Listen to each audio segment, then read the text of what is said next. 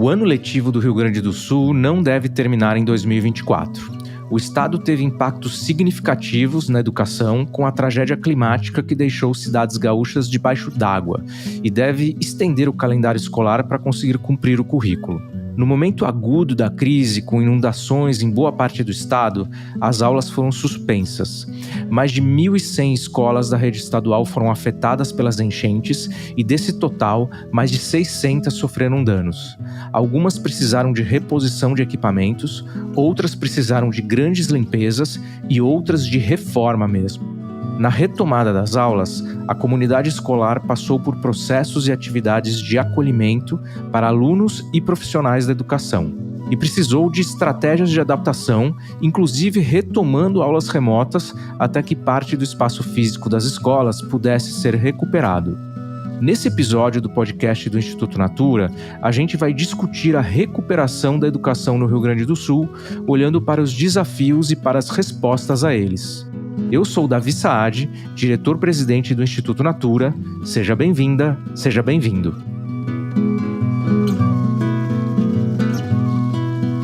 O podcast do Instituto Natura é quinzenal e chega aos principais tocadores de áudio às quintas-feiras, sempre com conversas sobre e para a educação. Hoje a gente recebe Raquel Teixeira, secretária de Educação do Rio Grande do Sul desde abril de 2021. Raquel é natural de Goiânia, mestre e PhD em Linguística pela Universidade de Califórnia, em Berkeley, nos Estados Unidos, e tem pós-doutorado em Língua e Cultura pela Escola de Altos Estudos de Paris. Também foi secretária de Educação em Goiás, conselheira do Conselho Nacional de Educação, deputada federal por 8 anos e coordenadora da Escola de Formação de Professores de São Paulo. Podcast Instituto Natura. Diálogos sobre educação na América Latina.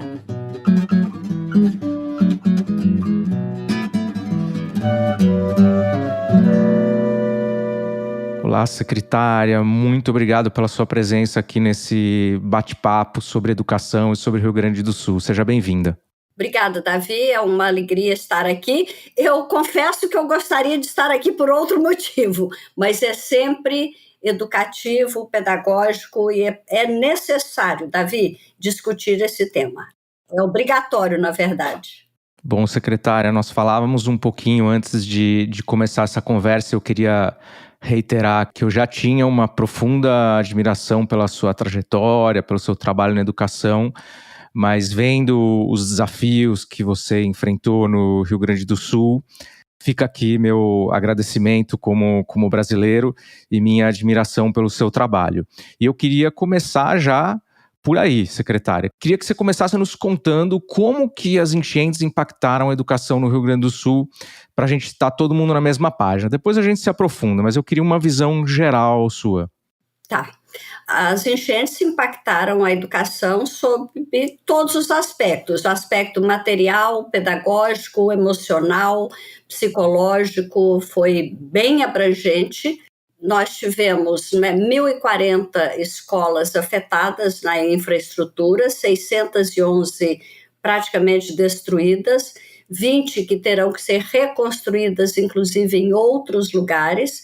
E mesmo hoje, 6 meses depois, para você ter uma ideia do impacto material, a Secretaria da Educação ainda não tem uma sede. Nós não conseguimos voltar para a sede da Secretaria da Educação, vai ser só no ano que vem, porque o prédio teve que ser reconstruído, trocar telhado, rede elétrica, rede lógica. Nós estamos acomodados num local de contingência que cabe 200 pessoas a menos. Então, tenho 200 pessoas fazendo rodízio em teletrabalho, o que você sabe é muito dispersivo para a educação.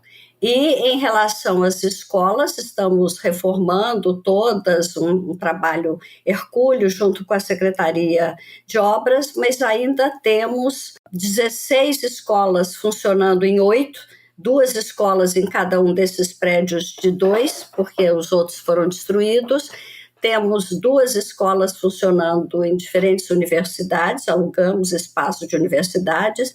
temos uma escola numa igreja, montamos uma igreja num salão paroquial, portanto, ainda temos 19 escolas desalojadas.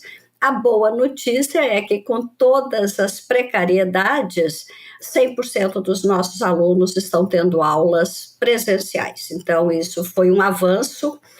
Em relação à questão pedagógica, nós também tivemos muitas diferenças. Talvez a grande lição que a gente tenha, né, dessa catástrofe toda, a primeira grande lição, é que ela acontece de forma diferente em cada um dos lugares. Então, nós tivemos diferentes problemas, diferentes desafios que requereram diferentes soluções. Então, nós temos 5 tipos de escolas afetadas na infraestrutura, cruzando o impacto na infraestrutura com o impacto na comunidade escolar. O que quer dizer comunidade escolar? Eu tenho escola em que 100% dos professores e funcionários perderam as suas casas. Então, a gente tem uma tipologia de 1 a 5, cruzando esses dados. Temos uma tipologia pedagógica também, com 7 blocos, aquelas que perderam até 10 dias de aula, aquelas que perderam até 20, nós tivemos escolas com mais de 55 dias, quase 60 dias de aulas perdidas, o que requer, como eu disse, recomposições de aprendizagens diferentes, a forma de abordar o currículo diferente, e 50 escolas terão que fazer uso do contínuo curricular, ou seja, não terminaremos o ano acadêmico de 2024 agora, começaremos 2025 de onde paramos, e o ano escolar será 24-25. Sob o aspecto emocional também, a gente pode e deve, eu acho, conversar detalhadamente sobre cada um desses aspectos que eu estou mencionando, mas aumentou o número de suicídio, ansiedade. Fizemos uma pesquisa recente em que 53% dos alunos falaram de impacto grande no equilíbrio emocional deles, de ansiedade. O número de ocorrências de violência dentro da escola aumentou. Então, como eu disse, o impacto foi amplo, geral e restrito. E só mais uma informação desse quadro geral: o Rio Grande do Sul tem 30 coordenadorias regionais, 29 foram afetadas. Então, diferente de outras crises climáticas que já tínhamos tido, porque, na verdade, a gente teve um ciclone extratropical em junho de 2023, que fez um estrago grande. Depois tivemos as enchentes do Vale do Taquari em setembro. Mas, se você olhar, eu fiz um estudo histórico desde a grande enchente de 1941 aqui em Porto Alegre. Aconteceram eventos ao longo do tempo. Mas o que assusta, o que surpreende agora, é que eles são mais frequentes e mais intensos. Entre junho de 2023 e maio de 2024, menos de um ano, portanto, foram 8 eventos climáticos muito pesados, muito traumáticos. Se por um lado a gente tem esse lado trágico, né, do que aconteceu, por um outro lado, eu vejo essa capacidade de resposta do Rio Grande do Sul, né? E agora, mesmo com tudo que você falou, as coisas estão um pouco mais estáveis. Mas eu queria voltar para aquele momento onde as coisas estavam realmente ainda acontecendo e te fazer a seguinte pergunta, porque na época, na minha visão, vocês conseguiram retomar as aulas num prazo mais curto do que até era a minha expectativa, né? Claro que deveria ser 0 aulas perdidas, né? Mas, dada a tragédia, foi até num prazo mais curto do que eu imaginava que seria. O que eu queria saber é, naquele momento, como é que você, as equipes da secretaria, conseguiram identificar, assim, no meio de tudo que estava acontecendo, quais eram as prioridades para a retomada das aulas? Olha, foi um começo bem desafiador. O coronel-chefe da Defesa Civil me avisou no dia 29 de abril que teríamos uma catástrofe pela frente. Ele não sabia dimensionar o tamanho. Preventivamente, eu tomei a decisão de emendar o feriado de 1º de maio e suspendi as aulas nos dias 2, 3, 4 era sábado, e marquei uma reunião no dia 5 com todos os 30 coordenadores regionais para a gente fazer uma avaliação do que tinha acontecido nesses dias mais intensos do início do evento, não é?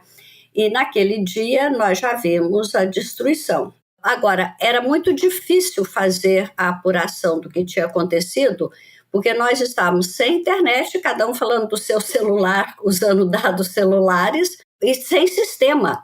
O sistema de dados do Rio Grande do Sul, a Procergs, desligou tudo antecipadamente para evitar perder tudo que tinha. Nós ficamos 23 dias sem sistema. Então, naquela reunião de domingo com os coordenadores regionais, nós já tomamos a decisão de ter um ponto focal por regional, e internamente eles tinham mais de um ponto focal por cidade, e todos os dias a gente tinha informação quase que na hora do que é ocorrido, mas de forma analógica, Davi. A pessoa ia no endereço da escola, fotografava e tentava achar um ponto de internet onde pudesse ir passando para a SEDUC os dados que ia coletando. Então, nós começamos assim, usamos uma planilha da Google, que era o que a gente tinha, era a única ferramenta que nós tínhamos. Depois construímos um Dash e acabamos construindo um BI bastante robusto, que dava informações todos os dias, 2 vezes por dia, às 9 da manhã e às 18, construindo aquele quadro e já orientando. Nós tínhamos consciência de que a transparência e a comunicação teriam papéis essenciais nesse momento. Então, a comunicação foi muito intensa. Nós já começamos, assim que conseguimos fazer uma live, né? Entramos com um sistema de lives pelo menos 2 dias por semana, mas até mais vezes, nesse primeiro momento de orientações emocionais e pedagógicas para o retorno das aulas, orientando todos os diretores a como fazer o acolhimento, como garantir uma escola segura e acolhedora para receber esses alunos. E nesse momento nós tivemos o apoio olha, o Brasil inteiro ajudou, Davi. O pessoal da pedagogia da emergência praticamente mudou para cá. A Vozes da Educação nos cedeu uma psicóloga, a Carol, que fez um acompanhamento através de lives com todas as escolas.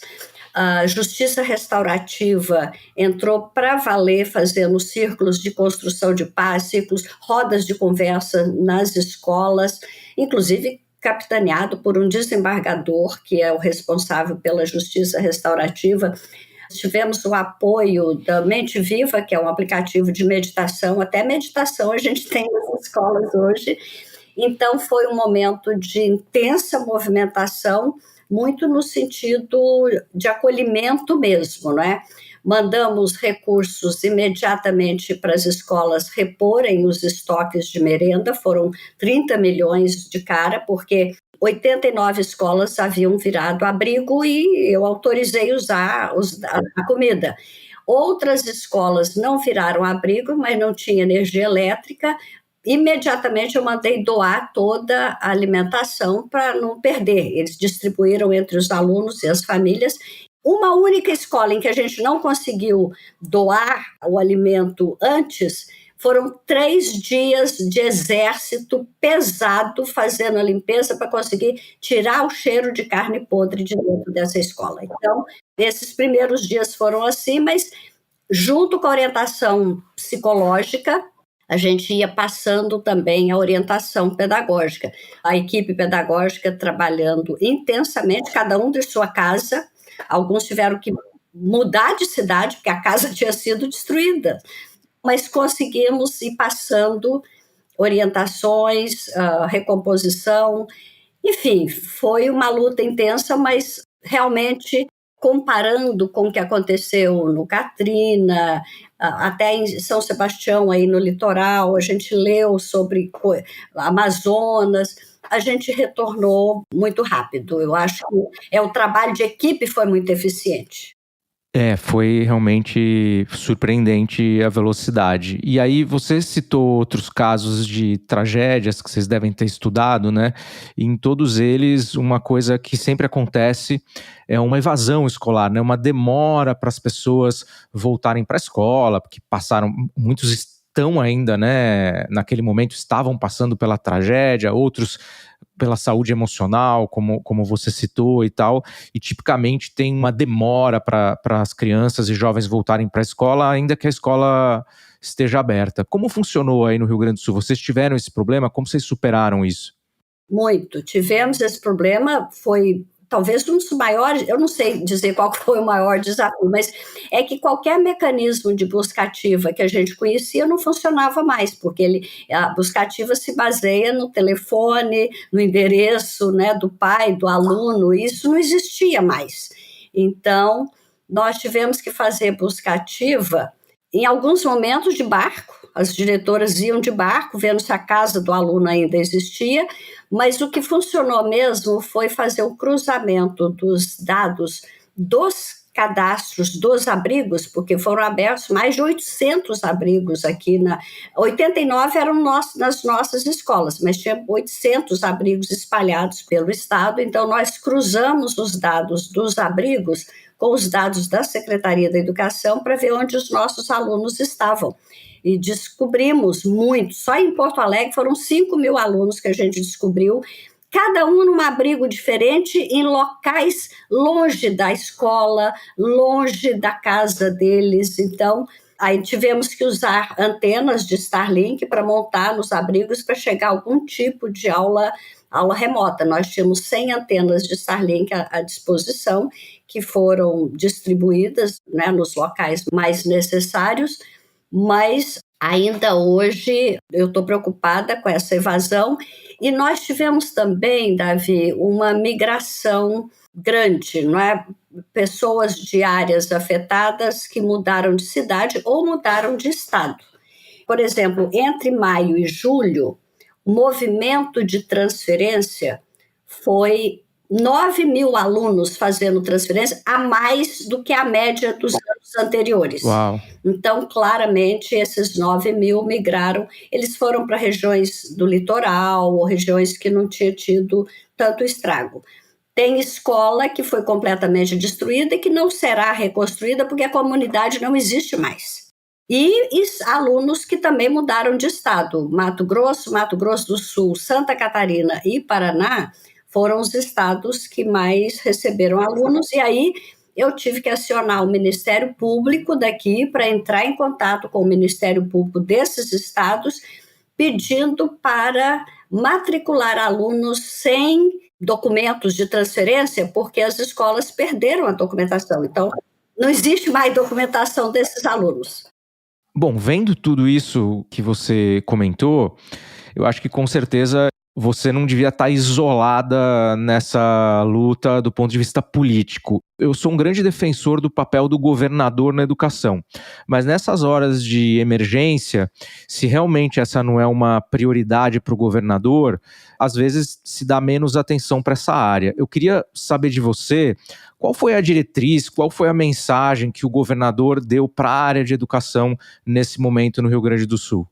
Olha, ele definitivamente já tinha dito que a educação é prioridade, ele tem consciência disso, ele criou também um plano Rio Grande de reconstrução, e a educação se encaixa com prioridade nesse plano Rio Grande, que teve algumas fases, uma fase de emergência, uma fase de reconstrução, que ainda estamos vivendo, e uma fase de projeção de futuro. E foi exatamente nessa linha que nós atuamos na educação, com o apoio irrestrito do governador. Nunca faltou dinheiro para nada, qualquer coisa material, pedagógico, psicológico, não se conversava, merenda, reposição de mobiliário, compra de computadores, de equipamentos. Nós tivemos que comprar tudo de volta, porque o estoque que existia, que ficava dentro da secretaria, foi destruído. A secretaria está destruída até hoje, não é?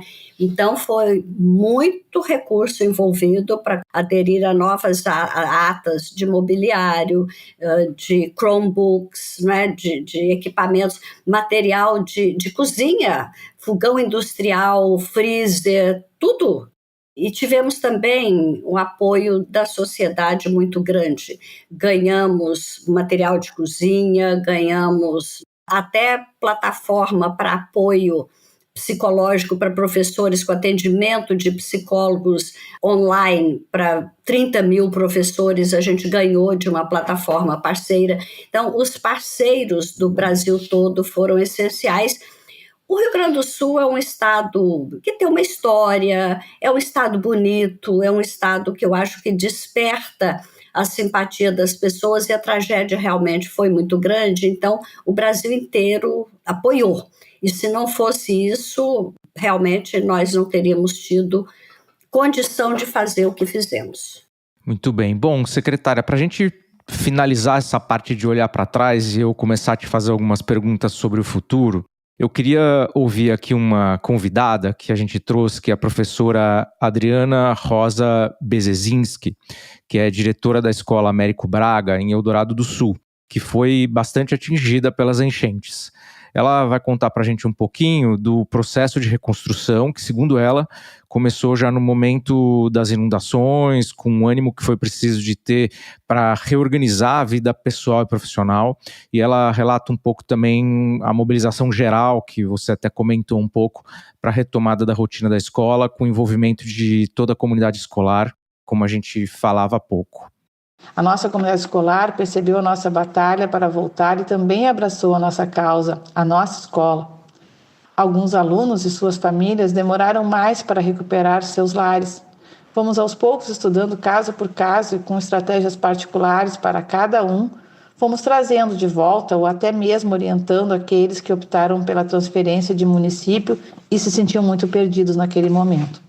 Os professores foram incansáveis no resgate e no auxílio individualizado quando necessário. Ouvimos cada aluno, chamamos as famílias, conversamos, muitos diálogos e, se necessário, apoio do Conselho Tutelar. Essa rede não para até hoje. Ela reveste a nossa escola de acolhimento para toda a nossa comunidade escolar. Acolhimento é a palavra. Paralelo a tudo isso, tivemos as obras, continuamos em obras, começando lá no berço de tudo que era a sala de aula e hoje já nos setores, no pátio, no entorno, um grande cenário da nossa batalha onde ninguém larga a mão de ninguém. Não tem fórmula. Não teve como não fazer sem resiliência, amor e muita empatia, dentre tantos outros sentimentos. Essa colaboração que você comentava e agora que a professora comentou, realmente enche o nosso coração, né? Acho isso que foi muito importante. Isso continua hoje, secretária, essa participação ativa das comunidades? Continua. As escolas se reinventaram, os diretores foram essenciais, os professores. Em Eldorado do Sul mesmo, de onde é essa diretora, é uma das cidades onde os próprios professores perderam suas casas e tudo que tinham, não é? O gaúcho é apaixonado pelo estado, é apaixonado pelo Rio Grande do Sul. Eu acho que esse amor, e é um povo guerreiro, aguerrido e que enfrenta desafios, então essa força do gaúcho e esse amor ao estado foram talvez as molas propulsoras mais importantes nessa recuperação, de fato rápida, quando a gente compara com o resto do mundo. E falando de colaboração, mas agora pensando numa colaboração mais institucional, né? O Estado tem a rede estadual de educação e os municípios têm as redes municipais de educação, né? Mas o Rio Grande do Sul, você lançou há pouco tempo o programa Alfabetiza Tchê, com o objetivo de alfabetizar todas as crianças gaúchas na idade certa, mas que é um programa baseado no conceito do regime de colaboração entre o Estado e os municípios. Do ponto de vista institucional, essa experiência de colaboração que já estava em andamento foi um ativo nesse momento da reconstrução? Estados e municípios já estavam um pouco mais afinados para lidar com o que precisava ser resolvido? Foi absolutamente essencial, Davi. Imediatamente eu abri um grupo de WhatsApp com a presidente da Undime estadual, Tribunal de Contas, Ministério Público, e a gente conversava todos os dias. Uma das primeiras iniciativas que nós fizemos foi transferir para todos os municípios que quiseram, claro, o nosso BI, porque os municípios tinham dificuldade na coleta de dados. Então, nós fizemos lives e reuniões com a equipe técnica da Secretaria Estadual, ensinando aos secretários municipais, né, transferindo para eles esse BI para coleta de dados, porque a coleta de dados era essencial para eles, até para pedir apoio para o MEC e pedir recursos, né?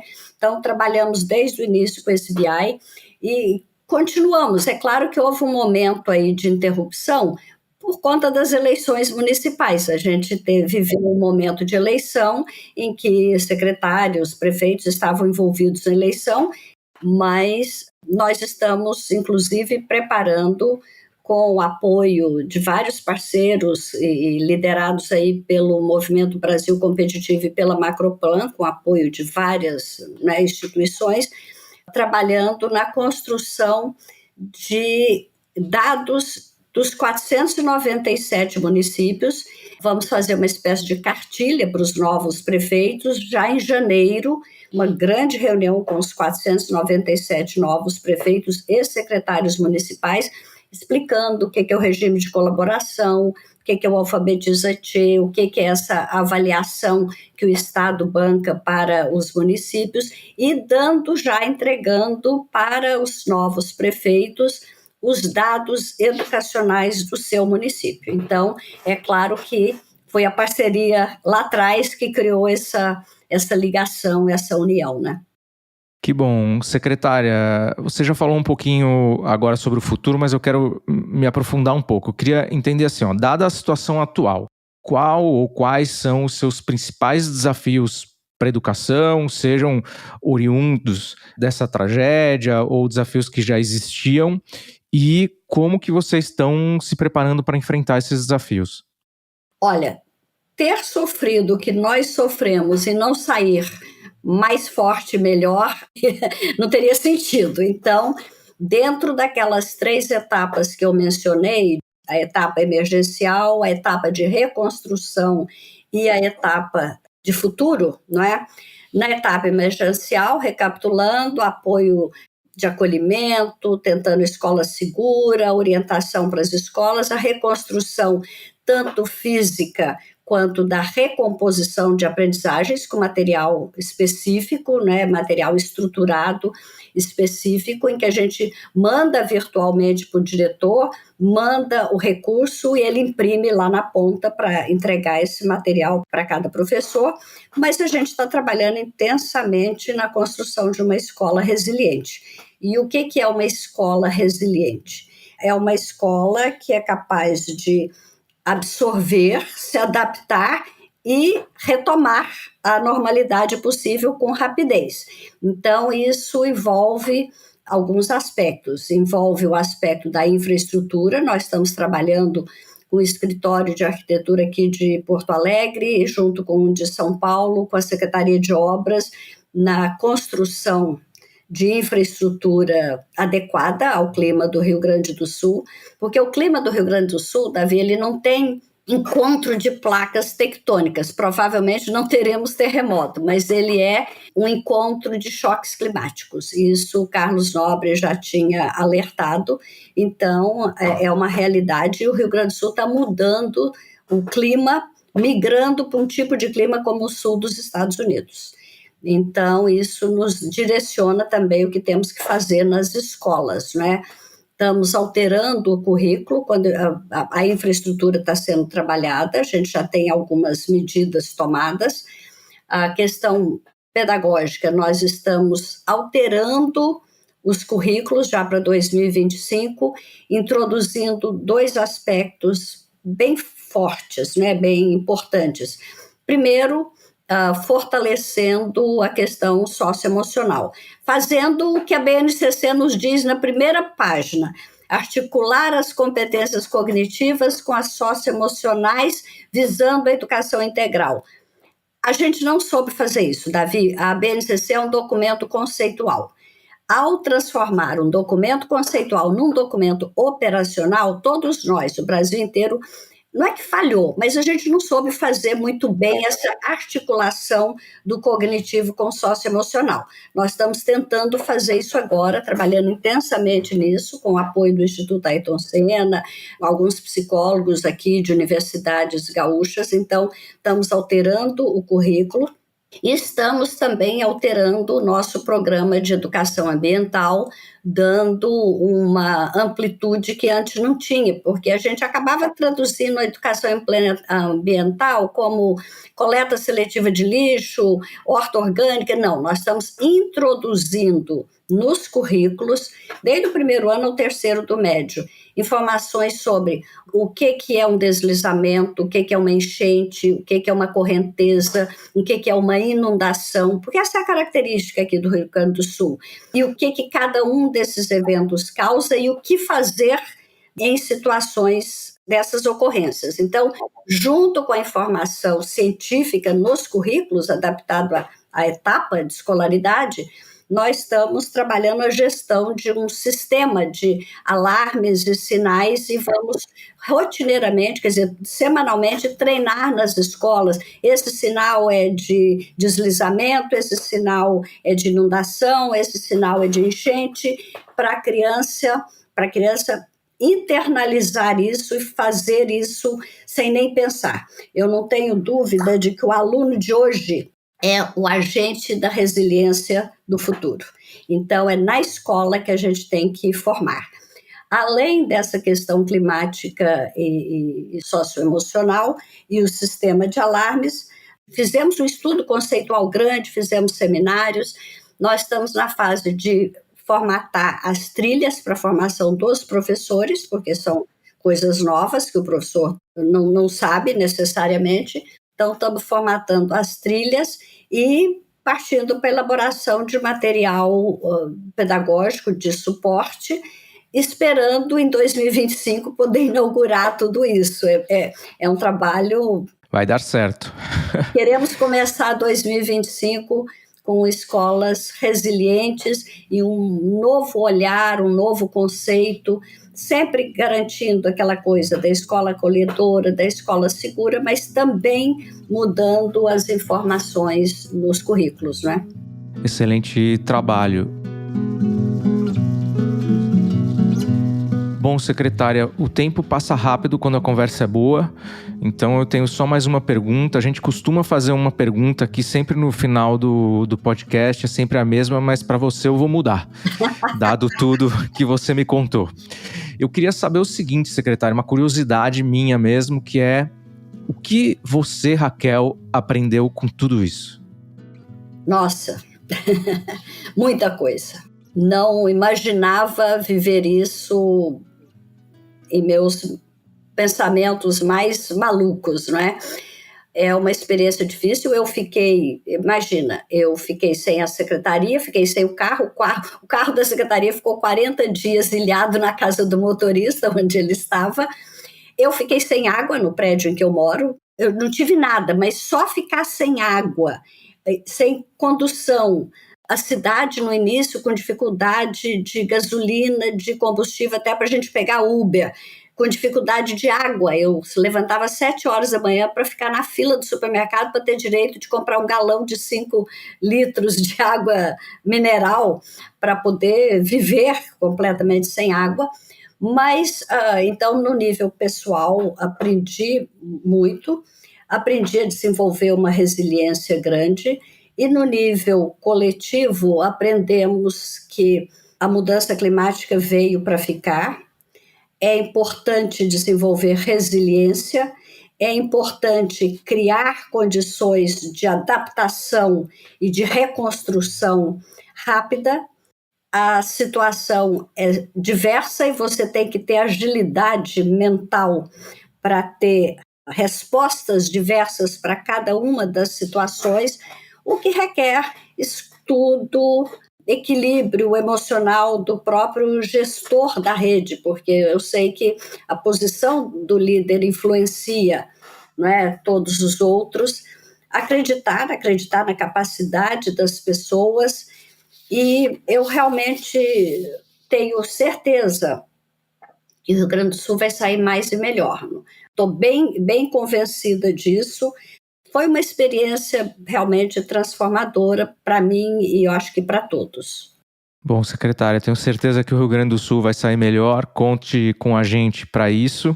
E eu queria terminar reiterando o que eu falei no início, um profundo agradecimento por tudo que você já fez na sua carreira, em especial por essa experiência bem conduzida aí no Rio Grande do Sul e meu profundo reconhecimento aí a você por tudo isso que você contou. Muito obrigado por compartilhar um pouco com a gente aí esses tempos difíceis.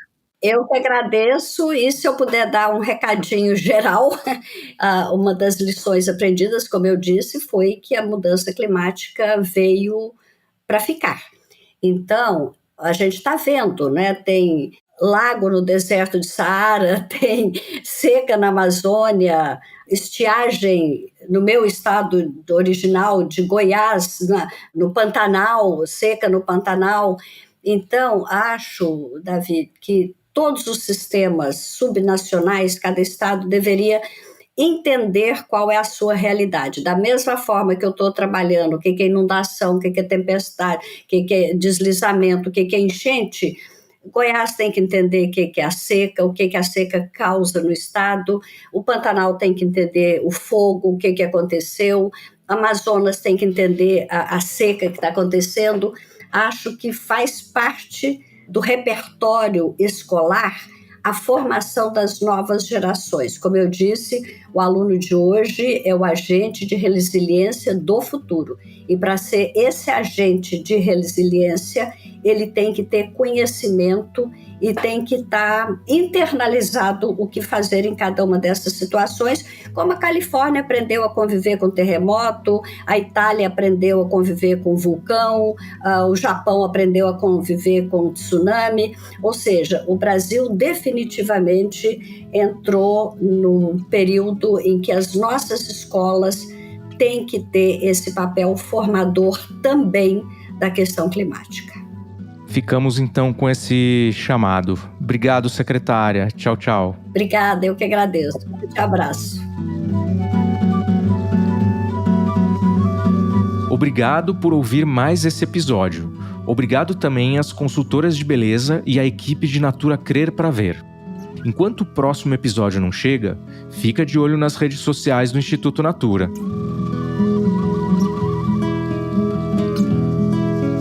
Esse podcast é uma produção do Estúdio Guarda-Chuva para o Instituto Natura. A sonorização e a mixagem são do Pedro Yanxur. A trilha sonora é da Stella Nesrini e da Todo Canto Produção Cultural.